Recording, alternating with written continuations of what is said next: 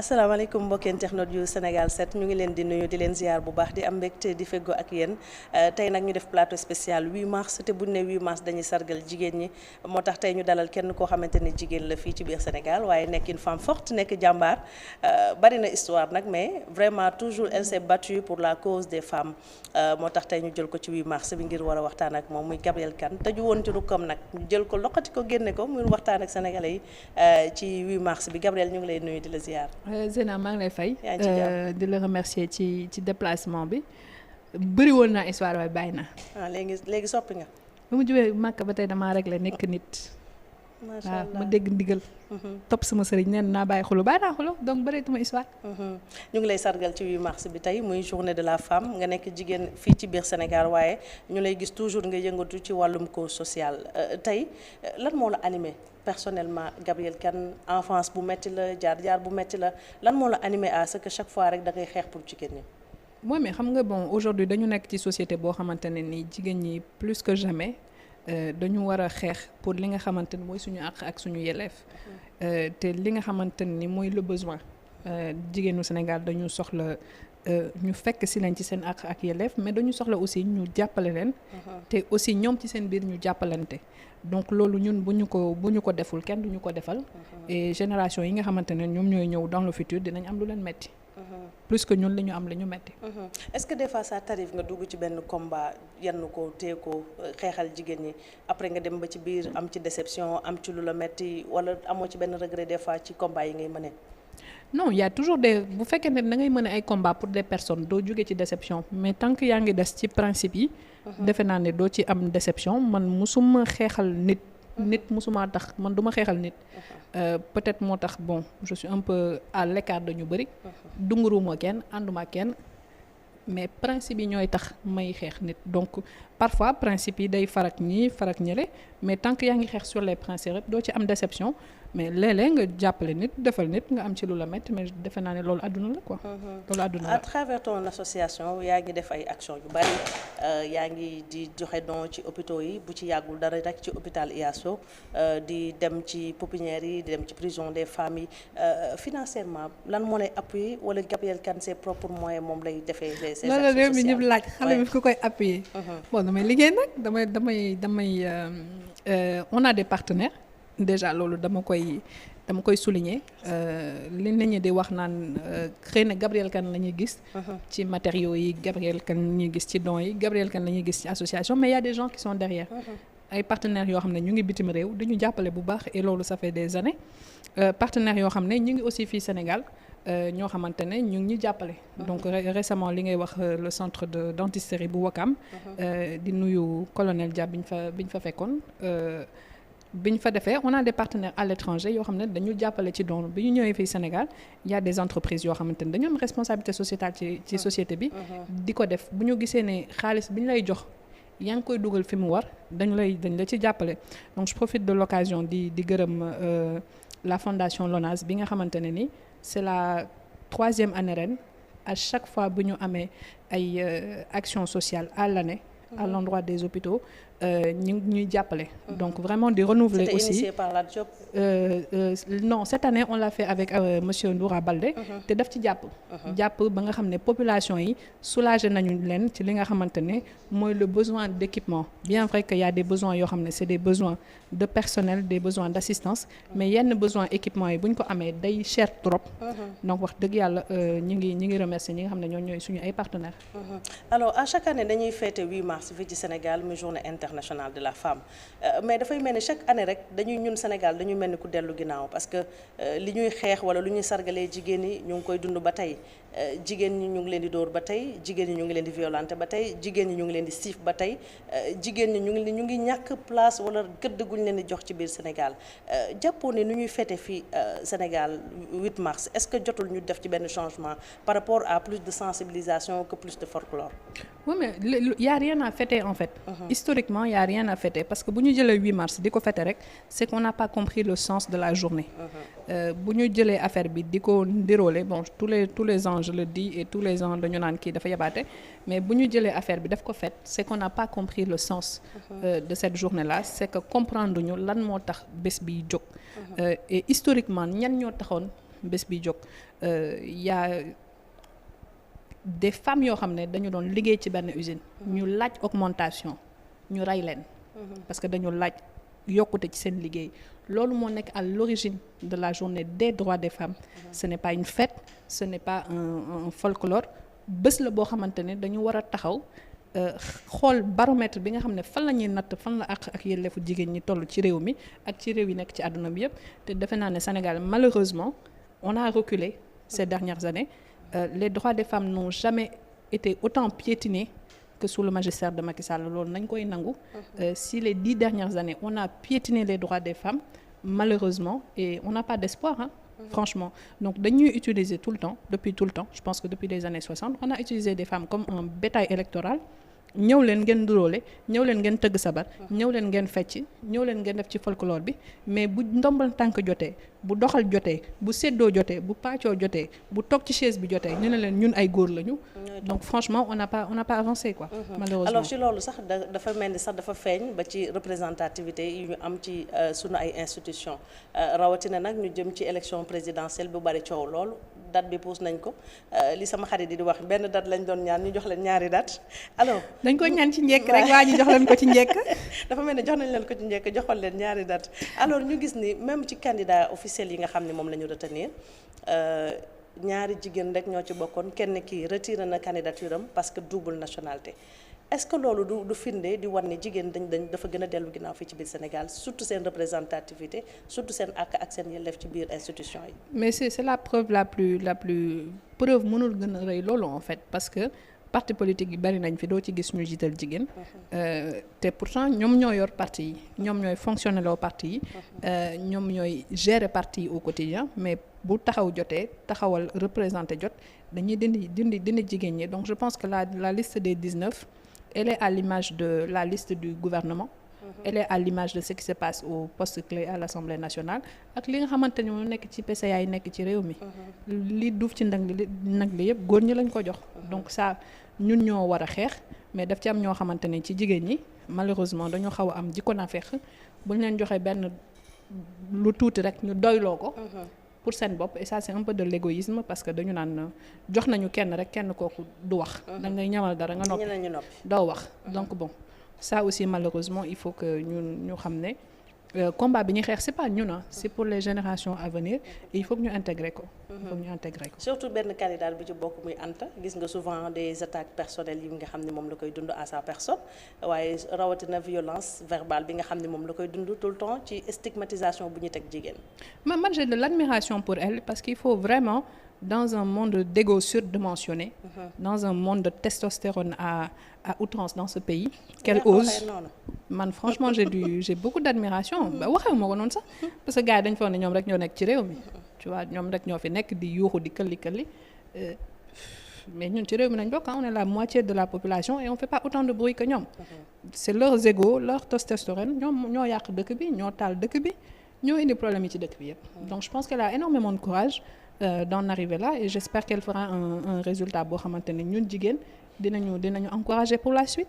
D'accord alors Gabrielle Kane à un moment donné sax ñu bari dañ jàppoon ne da ngay politique ñu bari dañ jàppoon da nga bëggoon bokk ci langue politique bi bokk ci xëccoo bi peut-être ñu bari bëgg nañ tey dugg gis Gabrielle mu bëgg ci bokk ci langue. waaw moo taxoon nag ñu jóg commencé di ma indil ay problème di ma indil ay plaignant di bloquer samay dossiers ak yooyu xam nga dañu doy waar mais man politique uma dañoo bloquer say dossiers nii. yooyu lañ doon maye parce que dañ foog ne damay politique mais man politique uma je l'ai dit je l'ai redit.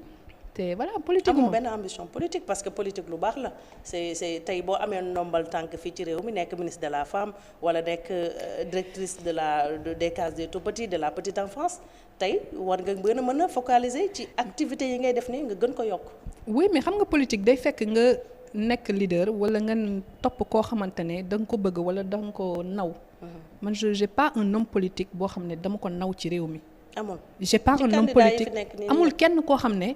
jaral nga ma dara amul kenn koo xam ne j'ai de l'admiration wala un truc pour toi jaraloo ma dara parce qu'en fait c'est pas que dama leen xeeb mais fokk ñu kiiwu ma leen quoi.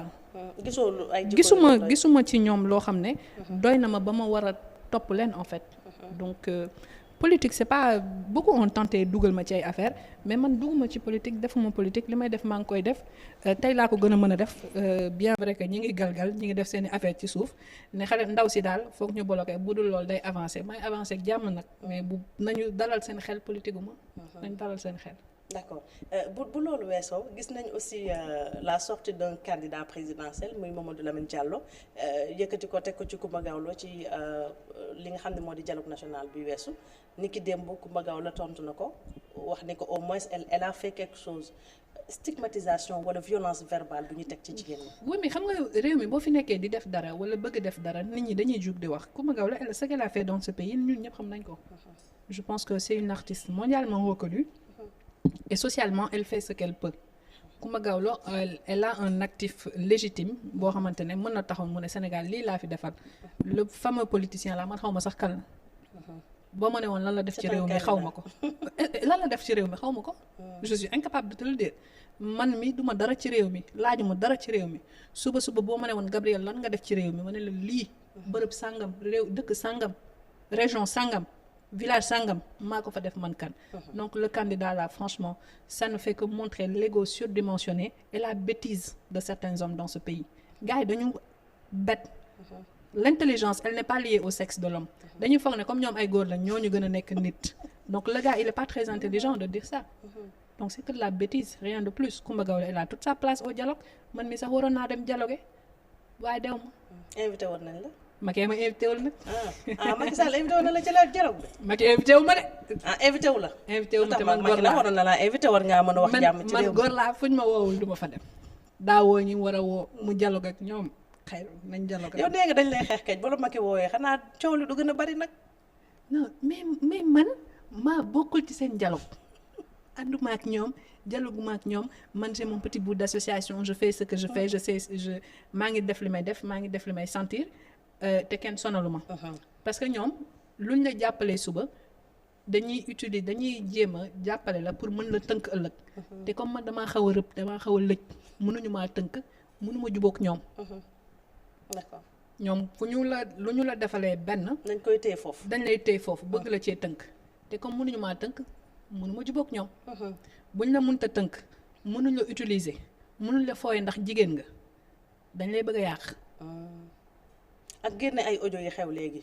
dañ lay bëgg a yàq génne ay audio. ñoom ñëpp dañ lay bëgg a yàq barki dem la ma benn waaye envoyé message ne ma dama am say lomotif dama am say photo dama koy génnee dinaa la yàq ma ne ko grand franchement bul génnee baal ma photo yu nice nga génnee ko gars yi xam ne dama neex trop ñu door a ñëw. ah oui c'était avant-hier juste ci weeru mars bi. mais gars yi dañu bête ils sont bêtes. Il faut que ñuy bàyyi chantage yu ñuy def. nit ñi est-ce que tu as pu identifier la personne. dem na ci yoon j'ai fait une plainte am na yu bëri yoo xam ne doo ko sañ a wax parce que gars yi dañ lay bëgg di la tënk di la indil ay problème di la indil ay plaignant bu ñu mënul jël xaalis xooy la xaalis téye la ci. mënuñu xooy la dossier wala contrat jàppale ci dañ lay chantage. bu ñu yeggul foofu ñuy fay ay journalistes ñuy wër di yàq sa der ci réew mi. donc tout ça ñi koy def ay nee nañu ay kilifa lañ ci réew mi. mais yow xam nga ne fukki kilifa yeewoo ñu ci réew mi ay kilifa ci réew mi ñi fi yeewoo matuñu fukk. lan nga tuddee kilifa. parce que ñu naan kilifa dañoo petit devant toi. mais ils sont petits. mais kan moo mat kilifa ci réew mi matuñu fukk. koo ci wéccal ñaari kàddu xeeb ko ndax mën a ñàkk wax dëggam ndax tuuteem. mais leer na Macky Sall n'a fabriqué qu'énormément de parvenus. nañu waxante dëgg. nañu waxante dëgg loolu rek moo fi nekk leneen new fi. d'accord est-ce que Gabriel parce que souvent ñu bari dañuy wax ni Gabriel nu muy exprimer woo chaque fois day génne li ne ci xolam ça veut dire Gabriel ñu war ko jàppale en tant que jigéen mais tout le temps dafay dund ay chantage defal ma lii ma defal la lii boo ma defal. mais loolu du Gabriel kese loolu ñëpp la. man loolu Gabriel chantage wala kii loolu ñëpp la ci réew mi jox ma sama këyit du ma la ko jox ma la tëddeewul du ma la ko jox. ah oui ku la ko def fii. defal ma lii. signature bi bu ma la tëddeewul du ma ko def dañ jàkkaarloo na la jàkk di la ko wax réew mi lépp xew na fi boo waxee ñu ne noppil munoo wax boo waxee ñu ne moom moo sikk ndax moom moo réew wala sax ñu ne la yaa dem bureau man déw ma bureau kenn man bureau bu ma dem dañ maa woo man taxawaalu ma bureau kenn ku ma xam-xam ne bureau boo mu dugg dañ maa woo te bureau may dugg ci réew mi dañ koy lim man awma complexe kenn Macky Sall sax awma complexe am dama amul complexe su kenn dama wóolu sama bopp. dew ma ci kenn ànduma kenn lijjantiwuma kenn am na ñoo xam ne nag samay nit lan maa leen bëggal sama bopp te maa fay dem te saa yi mu fa demee dañ maa wone man a mën nañ la kaay. mais sama liggéey maa ngi ciy dox ku ma bloqué ma bàyyee la ko xam naa daal am naa wërsëg maa ngi liggéey te ci kanam rek laay jëm soo yaay. te am nga kër. waaw te am naa kër. coowal kër ay kër coowal kër gi Gabrielle coow lu bari moo fi am ci coowal kër. non ay kër neel ay kër man ba may am kër. macha allah man ba may am kër. bi may am kër. 2015 la.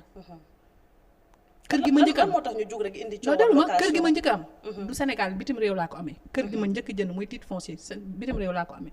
du fii donc dafa am ñoo xamante ne sànq maa ngi lay wax ci wax ne gars yi dañ lay bëgg defloo dara nga bañ ñu xooy la xaalis nga bañ.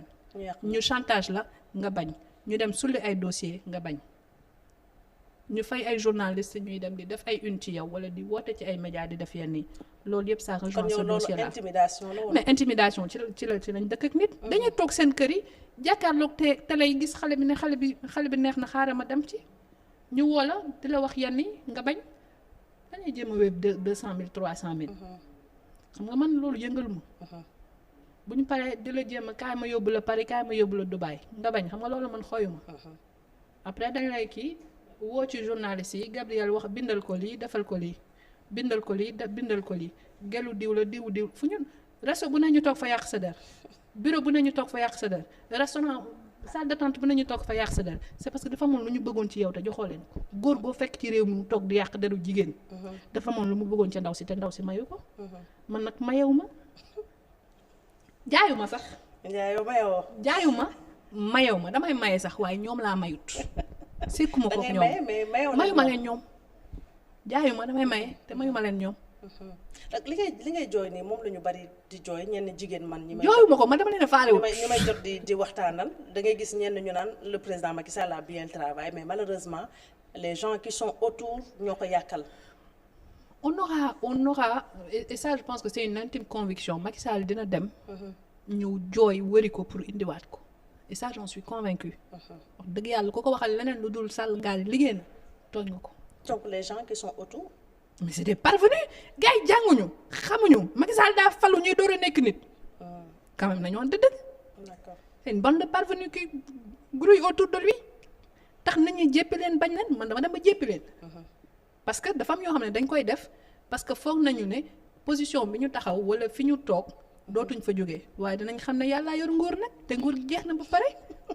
moins de 40 jours. waaw mais bu 40 jours yi jeexee ak ku fi mënti toog man maa ngi fi te tey laay gën a mën a dérouler bu soobee yàlla soo ko sax bu ñëwee mu dérouler. nga dérouler Diomaye sax bu ñëwee mu dérouler waaw soo ko si. ak liñ la fi yàq yëpp ak liñ la fi attaqué yëpp. mais xam nga man booy Sonko yi sax suñuy saaga ma ci internet bi. mais est-ce que xam nga ne ñi ma def lu ma metti ci nguuru Macky Sall lañu féete. ah oui. les gens qui ont posé des actes contre moi sont des gens du bord de Macky Sall. kon ñooñu dañ doon wax rek. booy yi dañuy saaga ci internet bi. nii rek mais ñi teg ci ñi ma def des actes à mon encontre ma teg ci sama bët ñëpp teg ci seen bët ma dem di plainte di kalangaatu di dem di ñëw. procureur naan ma garaawut. waaw parce que il paraît que am na ay plainte yu bari mujjul fenn. ma ne procureur naan ma garaawut. ndax ñooñu ña leen a yónni ay kilifa ñoo toog fii ci ay ministère ay DG toog di yónni ay nit dem leen yàq Gabrielle Kane su ma plainte ba ñu jàpp ñooñu procureur ne garaawut. ah oui loolu c'est grave Gabi. mais ñooñu ci kër Macky Sall lañu faruñu si Sonko xale Sonko yi dañ maa saaga rek. saaga bi taxul fenn les sorties de Sarata contre toi dañ ko yebal. ñoom ñëpp dañ leen yebal du moom kese ñi fi yebal bari nañ.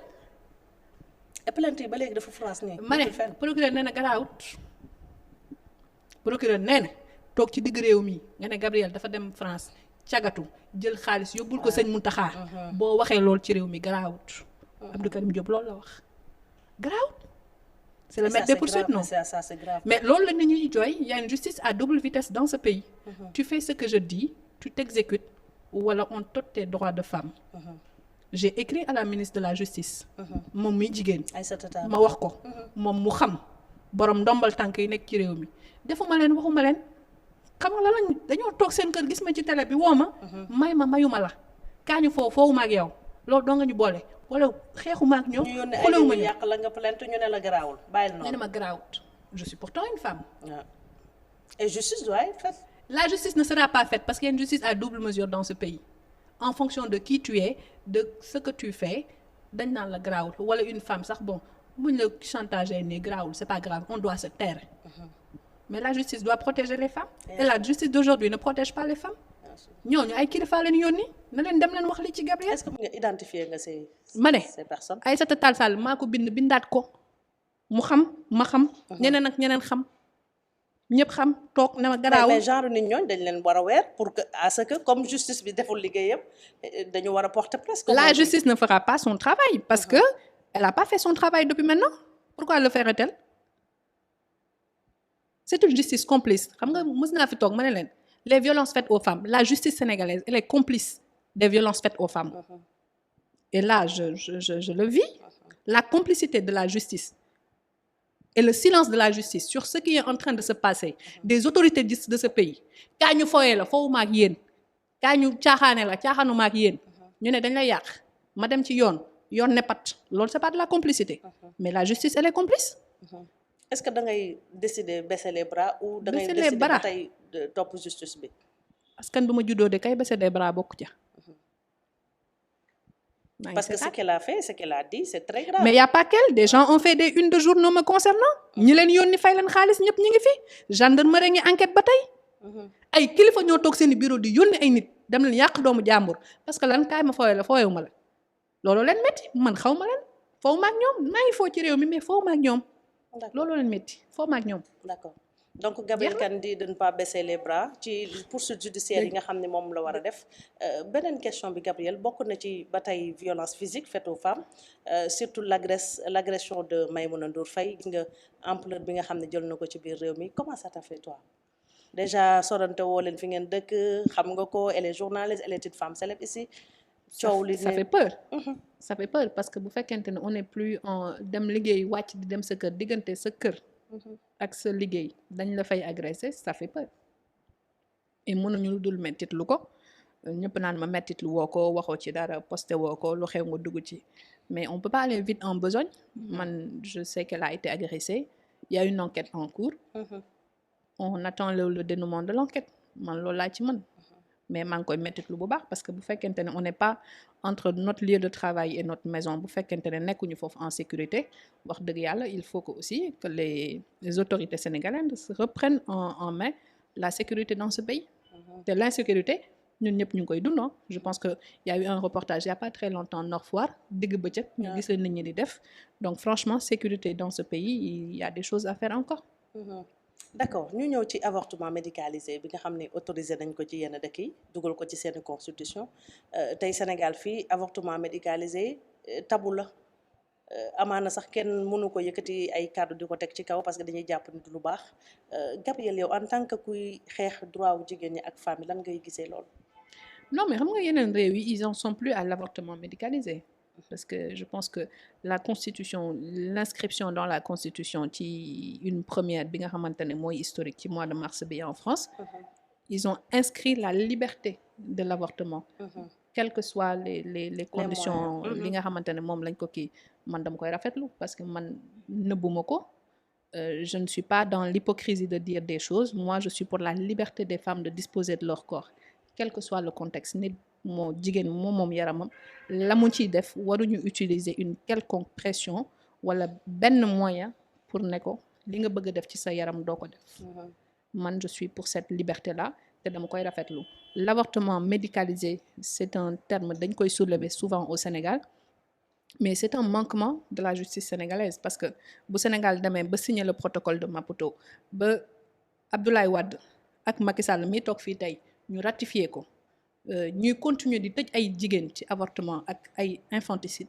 c'est de l'injustice qu'on impose à des femmes parce que bu fekkente ne tu signes un protocole tu le ratifies et que tu n'es pas en mesure de le respecter quid de du sérieux des signatures qu'impose l'État du Sénégal donc encore une fois c'est la justice et les autorités sénégalaises qui font preuve de lâcheté encore une fois parce que y a le diktat de toute cette partie de ñi nga xamante ne loo wax rek ñu yëkkati yàlla nee na yonent bi nee na yàlla nee na yonent bi nee na non soit on a le courage d'avoir des positions politiques très claires ñu assumer ko soit on les a pas on signe pas et on décrète un état une république islamique ñu ñëpp ñu tënku ci et puis voilà ku mën a nga toog ku mënul nga ñibbi d'accord nekk na lu am solo je pense que ni waxtu bi mu ngi bëgg a dem ci entretien bi nga xam ne moom la ñuy def Gabrielle kat nag gars yi danañ célibat bi dafa yàgg man gis naa sax ay fleur tey ci 8 mars bi. yaa ngi may weer fleur yi kat la. yaa ngi may weer fleur yi kat la. mën na ni may envoyé ay fleurs rek nag. tous les jours. on m'envoie beaucoup de gens m'envoient des fleurs aujourd'hui j'ai reçu des fleurs oui c'est vrai mais bon. dëkk yi yàlla xeb doole. il y a au moins des gens qui m'aiment dans ce pays quand même. Gabi doo wax fleur yi comme. oui lii notice bi de gis naa. non et puis c'est pas des fleurs d'amour hein c'est pas des fleurs d'amour c'est des fleurs. mais dañ lay sargal ci 8 mars bi. ak maa jara sargal man rek maa jara sargal ci réew mi nag man rek maa jara sargal. fleur yi lu tax ñu jël ko dugal ko ci oto bi dañ ko waroon ba fii. non man maa jara sargal ci réew mi. ma lire note bi. mais tu peux lire y a rien d'amoureux dans la lettre y a rien d'amoureux. man sama amoureux note bi foto naa ko de. sama amoureux dama kaa denc ba kenn xamu ko. waaw gaa yaa ngi nag ay suppositions yu métti nii rek la ñuy supposer ci réew mi. nee na tu es belle tu es forte. c'est pas vrai. tu es belle tu es forte. c'est pas vrai. tu es l'exemple de la femme parfaite. je suis pas la femme parfaite. et je t'aime de tout je t'aime bi bokk si. bu may indi problème kenn indiw fi je t'aime dimbali ma rek li nga wax yëpp dëgg la mais je t'aime bi moom yegguñu. maa ko ci dolli. mais Gabi kii indi fleur yi moom doo ko jox sa lam. doo ko jox sa comme gars yi bëgg nañ nga bañ kay joxal kii. mais yow kan ma la gars yi dañu bëgg ma bañ. yaa ko wax léegi. gars yi bëgg nañ nga bañ. non laaj nañ la joxoo leen non gars yi ku ñu pamtee foowee di yàq sa der lañu bëgg. xam nga lan lañ bëgg. dañuy toog gis la ngay dem di ñëw dajeek yow ci resto yi dajeek yow ci avion yi ñëw ne xale bi yor na kaay ñu foowee ko. lekk xaalisam xam nga gars yi dañuy mbaraan jigéen ñi man góor du lekk sama xaalis man góor maag ñaaxarañ loolu noo yem masculin du lekk sama xaalis dañ naan xale bi kaay ñu mbaraan ko parce que gars yi dañuy ñëw bëgg nga invité leen dañuy ñëw maa ñëw reer si sa kër léegi seen technique Gabi sa kër laay reer si bu ñu ñëwee nga commandé leen beluga wala piazza da ngay commandé beluga ça te coûte maximum 100 000 150 000 nga invité leen reer bu ñu ñëwee reer sa kër xam nga ñoom dañu baadoo la ay parvenus lañ ils sont pas intelligents dañuy ñëw reer si ils viennent les mains vides. yow da ngay dem kër ndaw si di ko doxaan tu viens les mains vides. loolu xel nangu na ko indiwoo bag indiwuñu fleur indiwuñu bag indiwuñu liaasu million bi. dañuy ñëw reer bu ñuy reer di indi ay kii nag ay je veux pétillant je veux xawma lan di indi ay plaignant te amuñu ko seeni kër. bu ñëwee pare naa la non je veux la clim dugg na fi génn fi bëgg a ràcc sa néeg. bu ñu yeggee sa chambre à coucher minimum jar na 3 millions 4 millions.